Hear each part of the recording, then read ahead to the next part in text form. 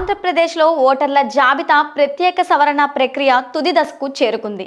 రాష్ట్ర వ్యాప్తంగా చేపట్టిన ఎమన్యురేషన్ గడువు రేపటితో జూలై 24తో ముగియనుంది. మీ ఎమన్యురేషన్ ఫామ్ను బిఎల్ఓలకు తిరిగి ఇవ్వకపోయినా లేదా అది ఆన్లైన్లో నమోదు కాకపోయినా ఓటరు జాబితా నుండి మీ పేరు తొలగిపోయే ప్రమాదం ఉంది. ఇప్పటికే 100% ఎమన్యురేషన్ పూర్తయినట్లు ఎన్నికల సంఘం ప్రకటించినప్పటికీ పూర్తి చేసిన ఫామ్లను సమర్పించడానికి, వాటిని ఆన్లైన్లో డిజిటలైజ్ చేయడానికి కేవలం ఒక్కరోజు మాత్రమే అవకాశం ఉంది. తెలంగాణలో ఈ ఎమన్యురేషన్ ప్రక్రియ ముగింపుకు ఆగస్టు 3 వరకు గడువు ఉంది.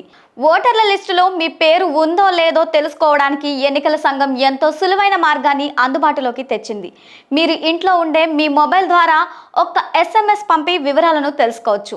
ముందుగా మీ ఫోన్లోని మెసేజ్ యాప్ ఓపెన్ చేసుకోవాలి.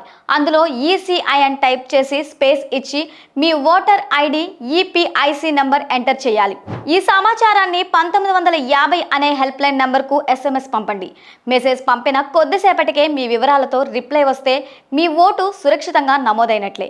ఒకవేళ నెట్వర్క్ లేదా సాంకేతిక కారణాల వల్ల రిప్లై రాకపోతే నేరుగా మీ గ్రామ లేదా వార్డ్ BLO అధికారిని కలిసి ఓటరు జాబితాలో మీ పేరు ఉందో లేదో క్రాస్ చెక్ చేయించుకోవాలని అధికారులు సూచిస్తున్నారు.